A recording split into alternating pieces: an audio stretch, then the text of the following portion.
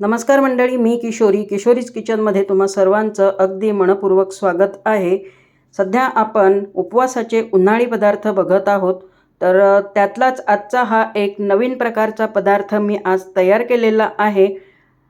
ह्याला तुम्ही नायलॉन साबुदाणा म्हणू शकता किंवा मग साबुदाण्याचे पॉपकॉर्न सुद्धा म्हणू शकता। कसे करायचे आहेत तर हे आता आपण बघूयात। तर त्यासाठी मी एक पॅन गॅसवर ठेवलेला आहे। आता त्यामध्ये मी 1 वाटी साबुदाणा घालून थोडा भाजून घेत आहे। साबुदाणा म्हणजे जास्त भाजायचा नाही आहे, अगदी साबुदाण्यामधलं जे मॉइश्चर असेल तर ते निघेपर्यंत 2 ते 3 मिनिटं भाजून घ्यायचं आहे। त्यानंतर मग मिक्सरच्या पॉटमध्ये घालून त्याची मी एकदम फाईन अशी पावडर तयार करून घेत आहे। आणि असा नायलॉन साबुदाणा घरच्या घरी कसा तयार करायचा ह्याचा व्हिडिओ तुम्ही आजपर्यंत कधी कुठे बघितला नसेल, पण माझा व्हिडिओ बघून तुम्ही नक्कीच करून बघा। आणि खूप छान असे हे साबुदाणा तयार झालेला होता।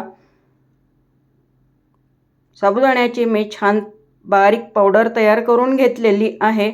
आता ह्यामधनंच मी 1 वाटीभर पावडर काढून घेत आहे आणि प्रमाण जे आहे ते एकदम परफेक्ट ठेवायचं आहे, म्हणजे साबुदाण्याचे पॉपकॉर्न किंवा नायलॉन साबुदाणा एकदम परफेक्ट असा तयार होतो। तर 1 वाटी साबुदाण्याचं मी पीठ घेतलेलं आहे। त्यासाठी आता 2 वाट्या मी पाणी घातलं आहे, चवीनुसार थोडं मीठ घातलेलं आहे। मला पाणी थोडं कमी वाटलं म्हणून आणखीन 1 वाटी घातलं आहे पाणी। पाणी गरम करायला ठेवलेलं आहे मी। पाणी उकळल्यानंतर मग त्यामध्ये हळूहळू ही साबुदाण्याची पावडर जी तयार केली होती ना, तर ती घालायची आहे आणि सतत ढवळत राहायचं आहे, नाहीतर लगेचच ह्या साबुदाण्याच्या पावडरच्या गुठळ्या होऊ शकतात आणि मग त्या फोडायला सुद्धा त्रास होतो। म्हणून मग उकळत्या पाण्यामध्ये अगदी थोडा साबुदाण्याची पावडर घालत सतत ढवळत राहायचं आहे। पाणी जरा कमी वाटलं म्हणून मी आणखीन अर्धी वाटी पाणी घातलेलं आहे, कारण साबुदाणा अशी ही वस्तू आहे की पाणी भरपूर ॲब्झॉर्ब करत असतो, तर त्यामुळे ह्याला पाणीसुद्धा भरपूर लागतो। तर बघू शकता छान अशी ही साबुदाण्याची पावडर मी शिजवून घेतलेली आहे। मिश्रण पण एकदम घट्टसर झालेलं आहे आणि हे एकदम परफेक्ट प्रमाणामध्ये शिजलेलं आहे।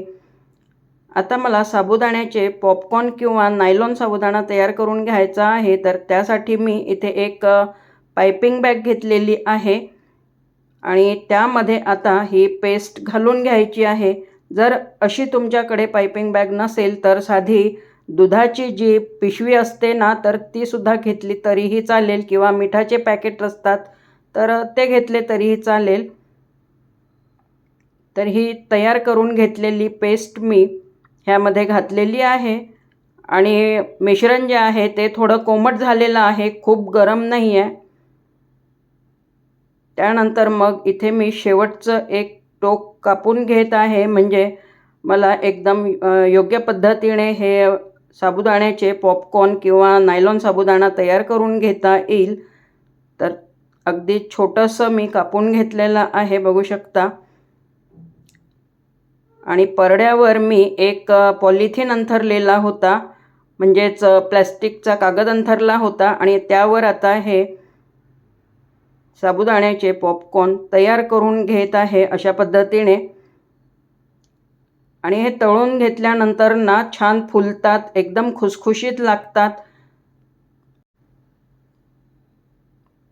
आणि हा कशा पद्धतीने खायचा तर मी तुम्हाला पुढल्या व्हिडिओमध्ये दाखवणार आहे, म्हणजेच ह्याचा तुम्ही कुठल्या प्रकारचा उपयोग करू शकता। जर तळून घेतल्यानंतर ह्यावर तिखट मीठ घालून सुद्धा तुम्ही खाऊ शकता। तर 3 ते 4 दिवसामध्ये खूप छान असे हे वाळलेले आहेत। आता मी तुम्हाला तळून सुद्धा दाखवते, तर बघा किती छान फुलतात हे तळल्यानंतर। आता ह्यापुढे बाहेरून नायलॉन साबुदाणा आणण्याची अजिबात गरज नाही आहे। घरच्या घरी एकदम झटपट असा हा नायलॉन साबुदाणा तयार झालेला आहे आणि ह्याचा चिवडासुद्धा खूप छान लागतो खायला.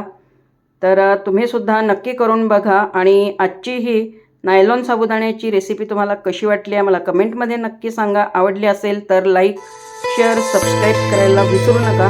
पुन्हा भेटूयात अशाच छान छान नवीन व्हिडिओसोबत. तोपर्यंत मस्त खा, स्वस्थ रहा. धन्यवाद.